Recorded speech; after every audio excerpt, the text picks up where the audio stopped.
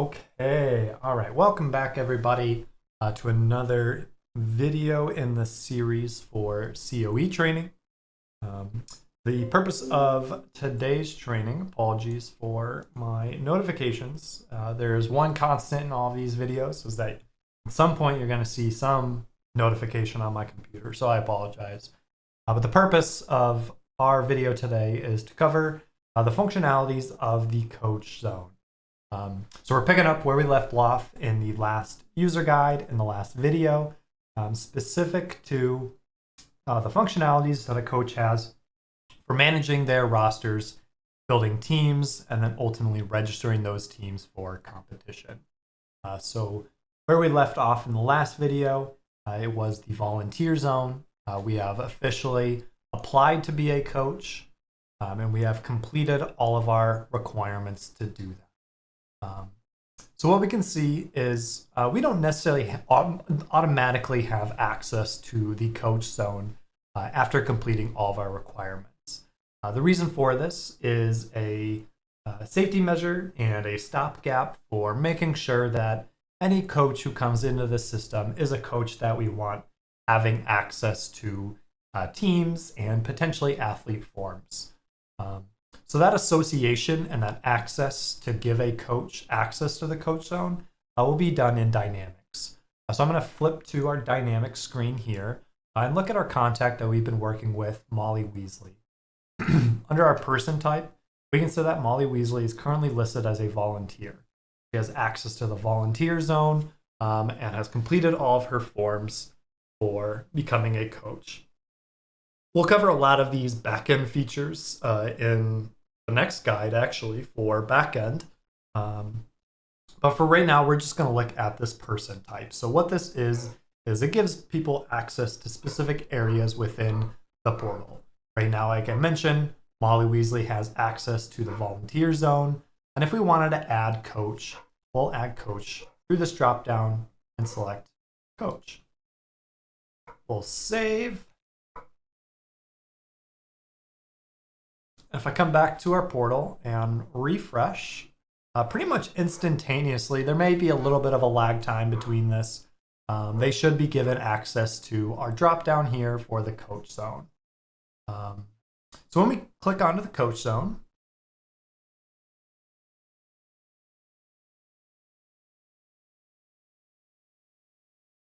maybe.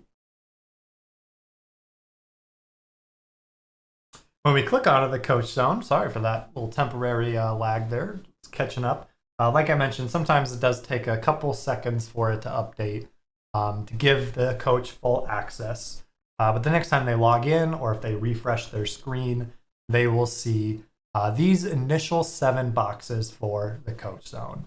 So anybody with that coach person type will get access to some level of functionality on the coach zone. Not all functionality, we'll get to that in just a second, but they'll have the ability of managing teams, looking at competition registrations, upcoming events, their athlete teams, upcoming events, past events, etc. One big area of functionality that we're missing here is the ability to add athletes to their roster and manage the paperwork for their athletes.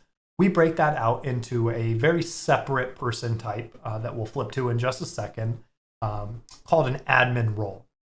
Basically, what the admin role is giving permission to a coach to look at paperwork for an athlete and manage their experience as far as registration goes for eligibility for participation. The reason that we've split this up is a little bit of a safety measure, to make sure that there is a differentiation between, a head coach who might have access to that information versus an assistant coach who just needs to have some level of acknowledgement and view into their teams. So we're going to go ahead and go through the motions of giving admin to this Molly Weasley coach. We're going to flip gears again to our contact in Dynamics. And under the person type, give the admin role here. So to be clear, if a coach comes in and they need to be an admin level coach, they will need all 3 of these person types. They'll need volunteer, which they'll start off at when they register to volunteer with Special Olympics and become a coach. The next level, they'll need coach, which gives them that basic access to the coach zone. And then finally, the third level of admin, if they should have access to an athlete's page and forms associated with their profile. If we refresh our portal now, we'll see this 8th and final tile called Manage My Participants. So again, just to kind of go through some of the basic functionality, up here at the top, we've got My Teams, My Participants, Competition Registration, and Do More. So each of these will take you to a different area of functionality under these tiles here that we're seeing right now. We're going to start with Manage My Participants. So if we click into this, we will see our roster that we have available to us. Right now, we don't have any athletes, coaches, or unified partners associated with our account. And we can begin to start adding athletes to our roster. Kind of a big note of clarity and training purposes here is for a lot of our migrated coaches, they might expect to see an athlete on their roster. And maybe they should be seeing an athlete on their roster, but that relationship between a coach and an athlete hasn't been set. One piece of communication that we really strongly urge you to talk with your coaches is before they start adding an athlete for the first time, that they check with you at the program level to see if an account exists before they start adding one. There's things that can happen with duplicates being created if they just willy-nilly start adding athletes and unified partners without first checking that they may exist in the system somewhere. I mentioned earlier, or just a second ago, that we've got 3 kind of differentiations here of views that the coach has. They can see their athletes, which we don't have any yet, any coaches that are related to them. This would be, the area for assistant coaches, chaperones, all of that. And then finally, our unified partners, where they'll be able to find any unified partner that they may be managing the roster for. We'll explain each of these columns here in just a moment, but let's first look at how we can actually add an athlete. We've got 2 options here.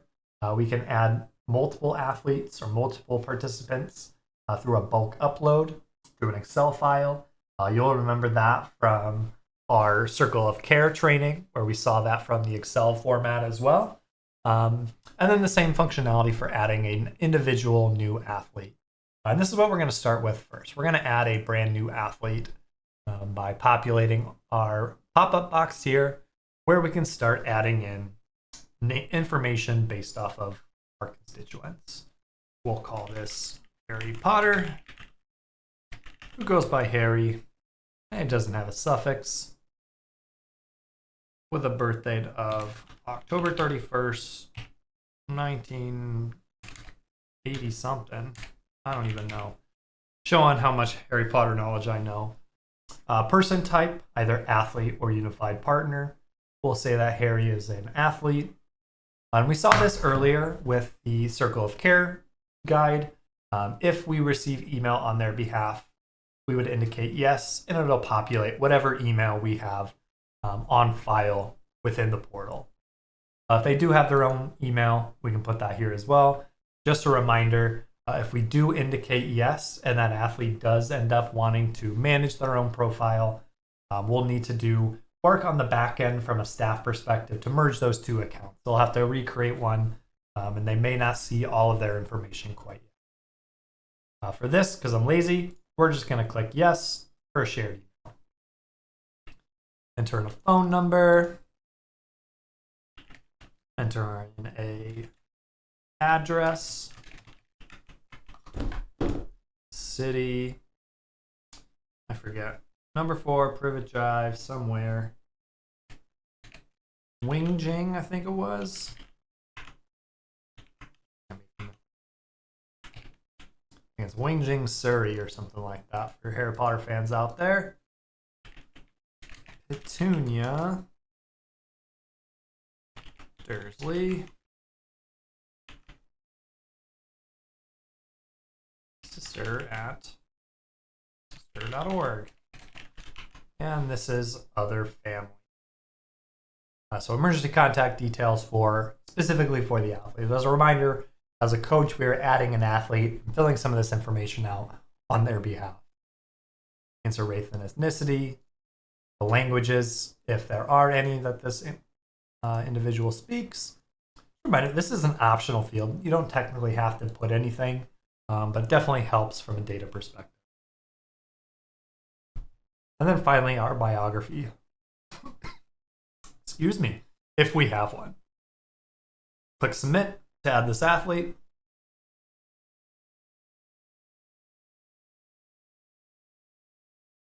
Once it loads,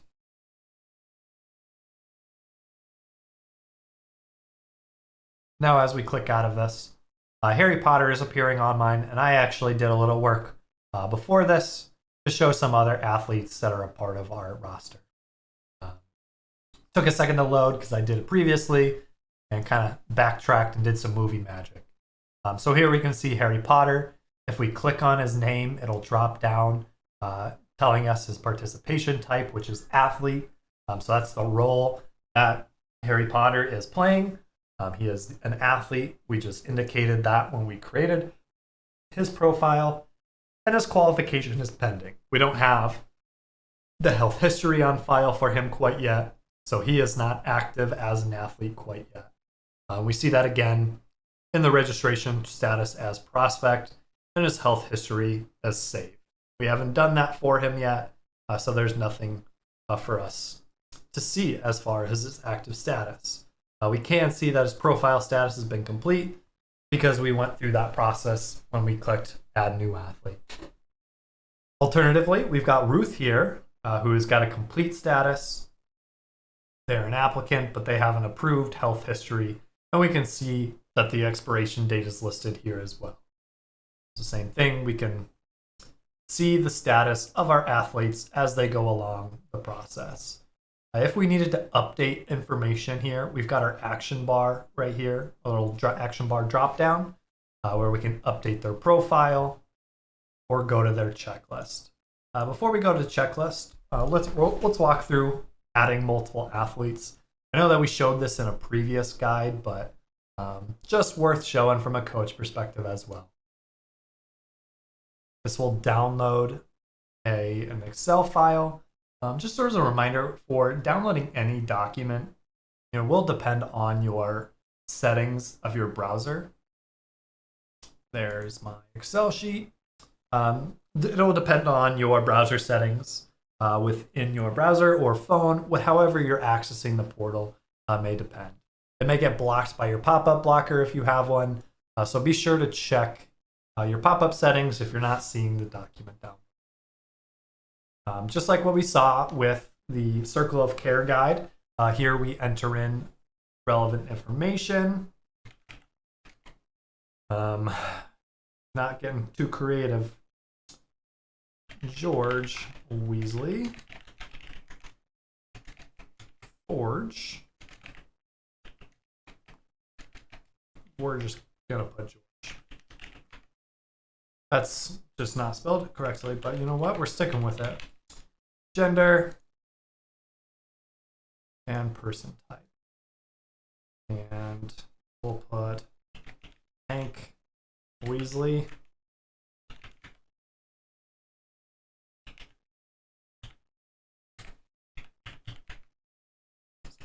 Athlete and a unified partner. Once we're ready to upload this document, we save it. Would definitely recommend saving it as something else other than bulk registration 10. But that's just how many documents I've downloaded of this over the last few days. Once we've saved it to our computer or to our phone or however we're accessing the portal, we go back to the portal. If our portal timeout has logged us out, we just go back to my participants, click on add multiple athletes, and then click on upload athletes. Select the file from wherever we saved it, select it, and then click the upload button here.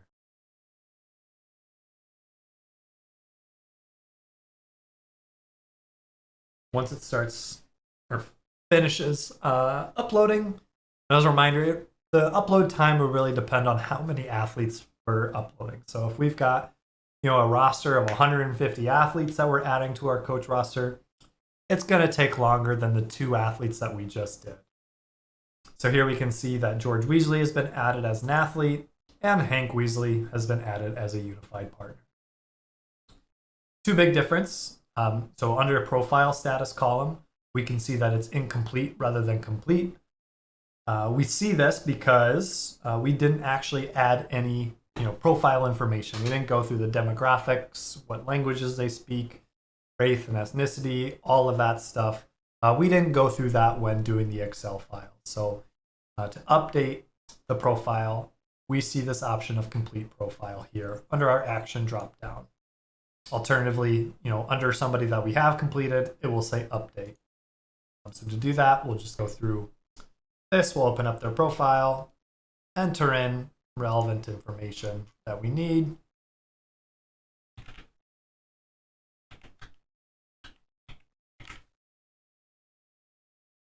And submit their document. Oh, what did I do?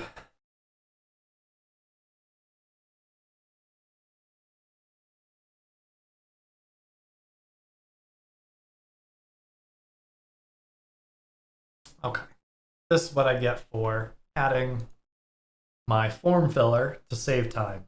But as we complete the information on the profile, it will go from incomplete to complete. Kind of a big training piece to call out here is as we get to the competition features, a coach won't be able to register an athlete without that complete profile. So an athlete might have all of their health history put in, all of those forms approved, but they need to have a complete profile in order to be eligible for competition registration as well. Great, so now we've covered how to add an individual athlete and then how to add multiple athletes.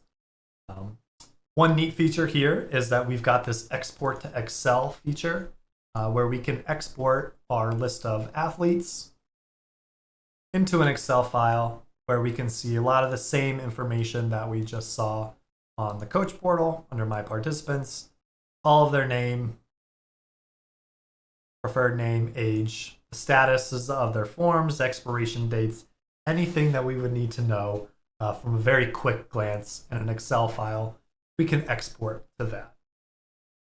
So let's talk through actually going through a checklist. We saw this very similar functionality on the Circle of Care portal guide, but to go to an individual athlete's profile and checklist from the coach zone, click the action drop bar and select go to checklist.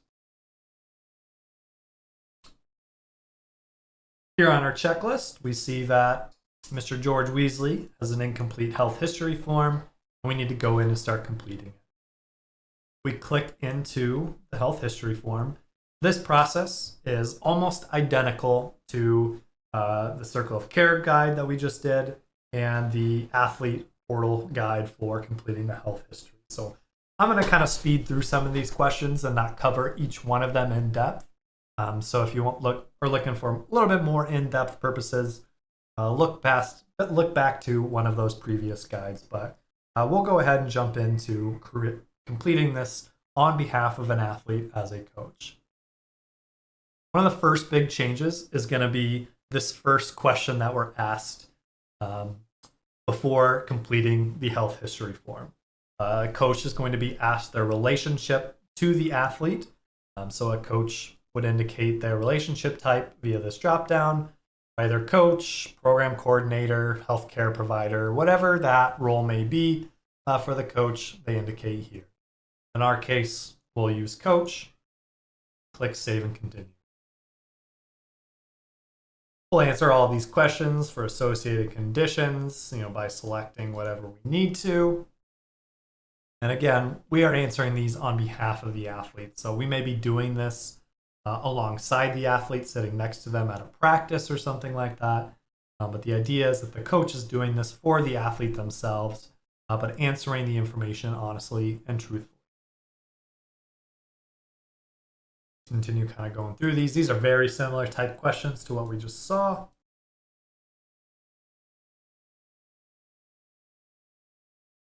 Continuing answering them.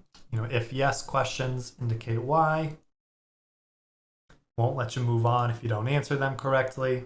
Well, honestly, and indicate something in each of those boxes. But if you don't have any of that, you can continue. The same thing as the athlete portal and the the circle of care portal.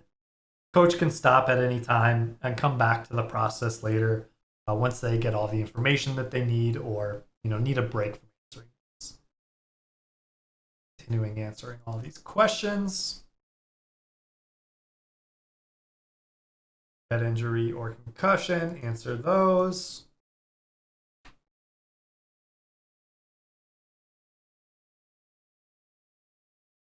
Sport limitations. Epilepsy or seizure disorder.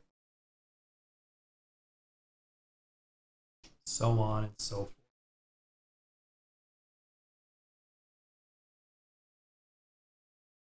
Treatments for medications.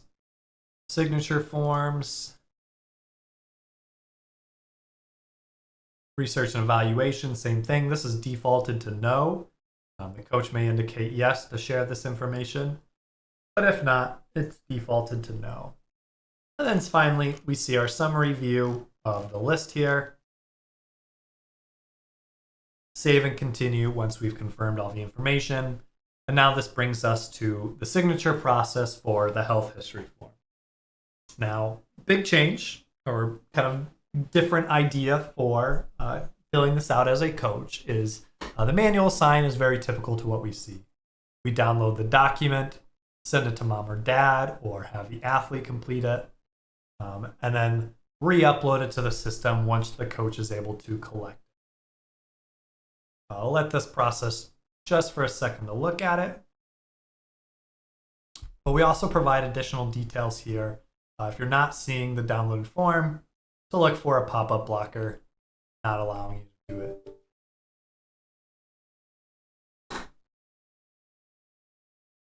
We'll go back to our signature form process. Let's do e-sign. So through e-sign, it's a little bit different as a coach. Obviously, the coach can't necessarily sign this information on behalf of the athlete. It may require the athlete themselves to sign it, or the parent or guardian to sign it, if that athlete is under the age of 18 or not their own guardian. In our case, for Mr. George Weasley, we are over the age of 18 and we're our own guardian. So the value here that's in the box is indicating for us to enter in the athlete email to send to them. Depending on how much information we have provided during the initial adding an athlete to our roster, it may pre-populate with an email address already. So if we said that the athlete has their own unique email address, it'll pre-populate here. Same thing if we said it is a shared email address, it will populate with our email address that we entered in. Alternatively, we can type it in there. If I type the email correctly, and then we can initiate that e-sign process. Only difference to call out is if that athlete is under 18 or also not their own guardian, that where it says indicate an athlete email, it will just say indicate a parent or guardian email. And what will be pre-populated is the parent or guardian email address. We can see in my notifications that I just got that e-sign request form. It'll look a lot like this from Adobe Acrobat Sign. All the athlete or parent or guardian will need to do is click to sign, review the document, and sign it. One big thing is that depending on who is signing it, so if it's the athlete or the guardian, they'll just need to indicate who they are. If it's the athlete filling it out, they'll sign on the athlete's signature line. And if it's the guardian, they'll sign on the parent-guardian sign. Click our name, sign. Since I'm already logged in, it's pre-populating to my name.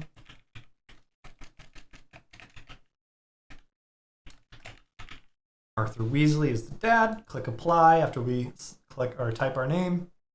click next. And then our second signature box here, if we just click, it'll pre-populate to our previously typed signature. Once we're done, click to sign at the bottom. Great, we're all set. And we can navigate back to our portal and close out of this window. Now, if we go back to our Manage My Participants, we can see that status updated from saved to submitted, and it's already giving us an expiration date for the specific form. Depending on the approval process of your program, this form may or may not be automatically assigned an expiration date. So it may be in submitted, but not given that expiration date until it's approved. A lot of these health history forms are going to need to be reviewed by the Special Olympics staff members. So it may take a little while from it to go to submitted to approved, as we see here with Ruth. And our qualification type and status won't go from pending to active until that form is fully approved by a Special Olympics staff member. Now, the same thing, we can look at qualification status for unified partners. As a coach, we can't necessarily complete all of the unified partner tasks. Things like background checks or signature forms will need to be done by the unified partner within the volunteer zone themselves. If the parent or guardian needs to do that for them, they can do that as well through the volunteer zone. Pause here for a second to give myself a drink of water and take a breath from rambling on. All right. So now that we've added participants to a team, or to our roster, pardon me, and some of them are approved, some of them have been submitted, and some of them, we haven't actually done any of the forms yet, we can still add each of these levels of athletes to a roster. We can do that by going to the My Teams area of the portal.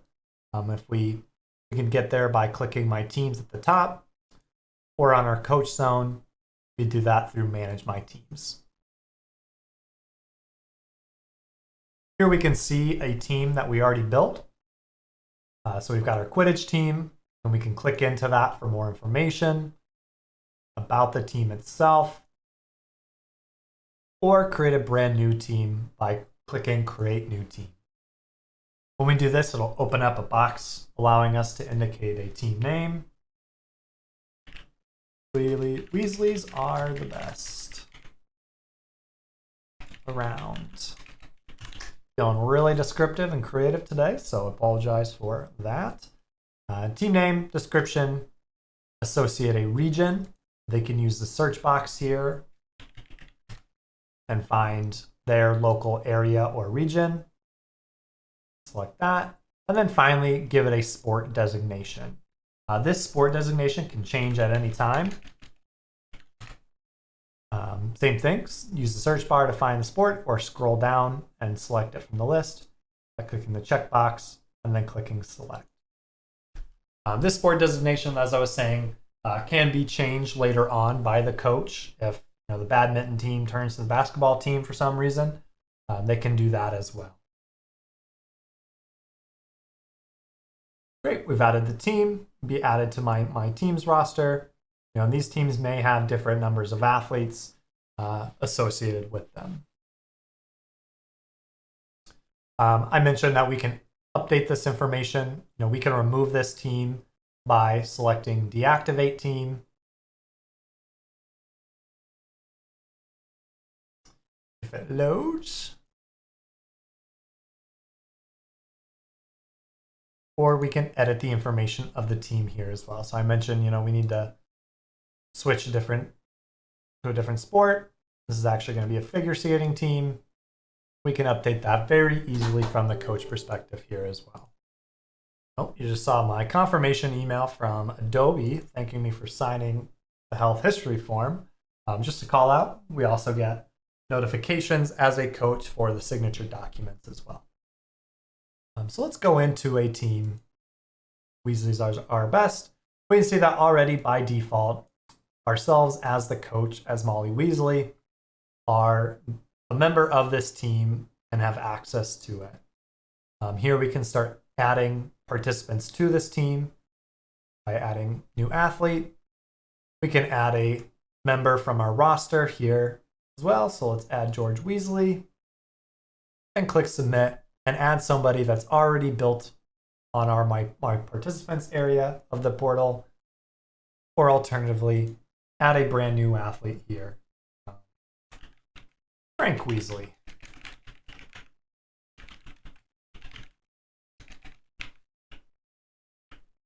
Again, this is only baseline information. We'll still have to go back after and update information to give this person a full profile, as well as complete their checklist items. But here, this will work inverse, allowing us to add a member to a roster before adding them to a team, or adding them to a team before adding them to my participants. If we need to remove a member, we can click our action drop down here, confirm that we want to remove this person, etc., and then add them back if we need to. So we continue that process for however many team members we have as part of this figure skating team. And then very similar functionality to what we saw in my participants, we have the ability of exporting this team to Excel. So by clicking this, it will open up an Excel document.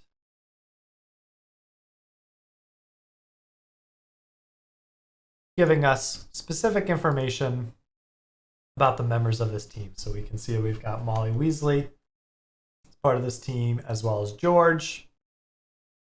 The statuses of their forms, as Molly, I don't have to do a health history form, so it's saying not applicable, but it also tells me what roles I have as coach and event volunteer.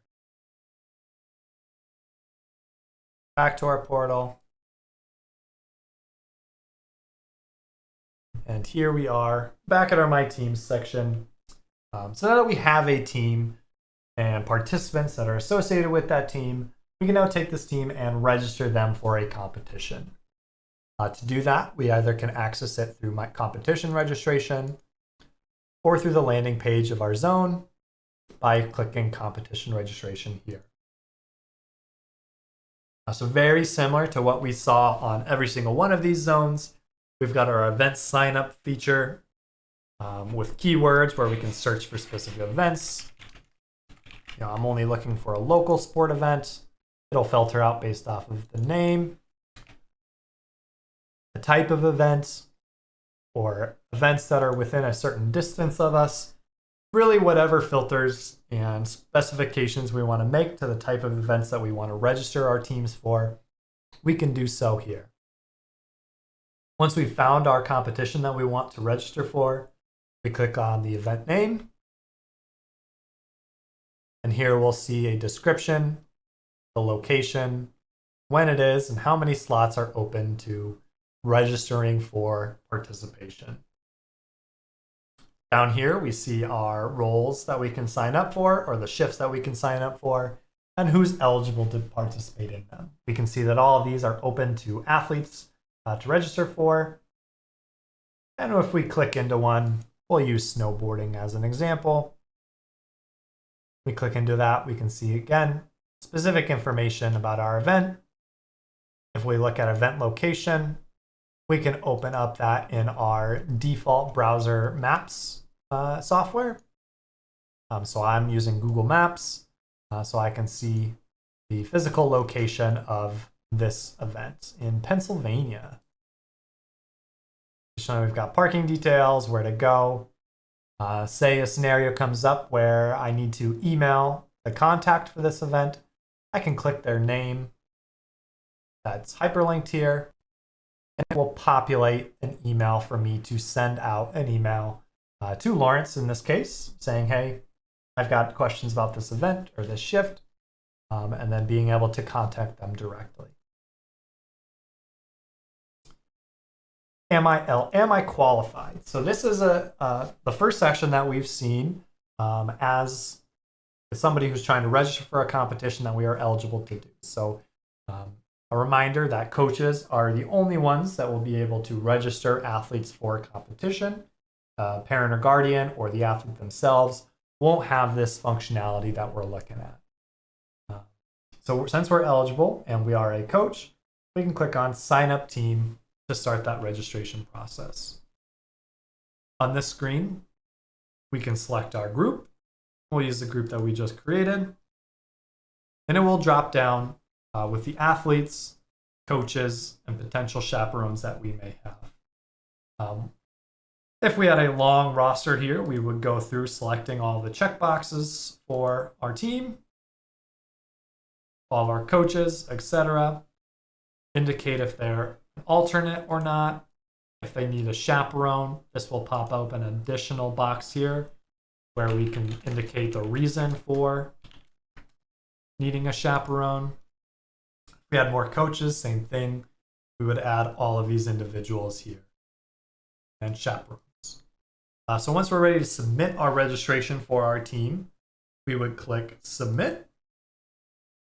Oh wait, I can't register this full team. That is because George Weasley is not qualified. So his health history form, as we saw, was still in that submitted status. So he is not eligible for participation. Therefore, he is not eligible to be registered for this event. In the case I do have a team that is eligible, I can find that team and select the individuals that are eligible to participate. Click Sign Up, and this will bring open a new pop-up box confirming our sign up. And then we click Yes, and now this team has been registered for this event. Very similar to what we see on the volunteer portal, we have this ability to add this event to our calendar, either through Google or Outlook.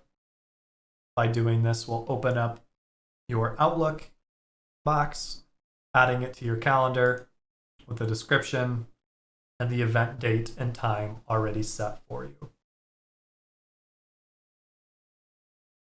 Now, if we go home to our volunteer zone, to our coach zone, pardon me, we can check the status of those registrations and manage them all the way up into the scratch date that's set by the program.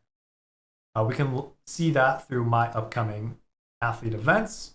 And we can see that Ruth has been registered for 2 events.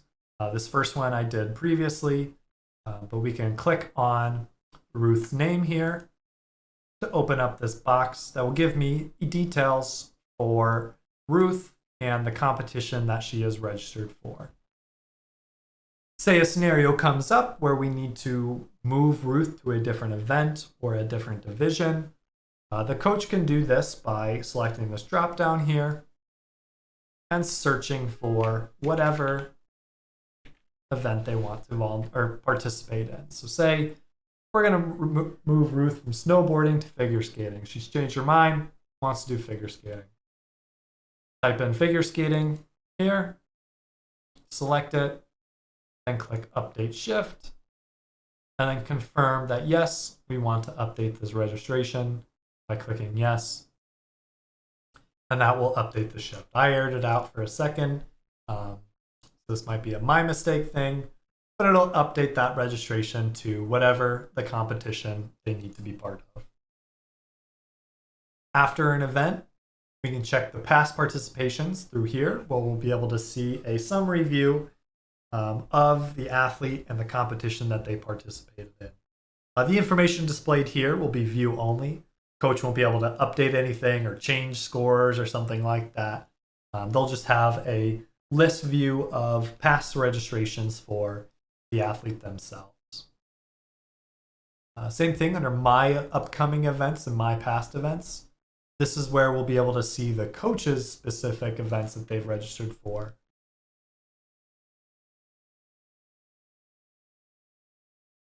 That they have registered as part of their athlete's registration. Same thing under My Past Events, they'll be able to see past events very similar to what we see for upcoming athlete events and past athlete events. So this pretty much sums up the coach zone and the functionalities that they have. Big differences are that a coach who has full access to athletes will have access to manage my participants, while a coach who doesn't will only have access to my teams and competition registration. It pretty much does it for not just the coach zone portal training, but all of our portal training. So congratulations to all of you who have made it this far. We have officially completed every persona that a user can play within the portal. On our next series of videos, we'll be focusing on dynamics. So flipping the gear from a user, so a coach, athlete, or parent or guardian, or volunteer, to now what a staff member does from a Special Olympics perspective in managing data from dynamics. I want to thank you again for keeping up with all of these and putting up with my voice as I walk through these. And I hope to see you on the next video. Thanks so much.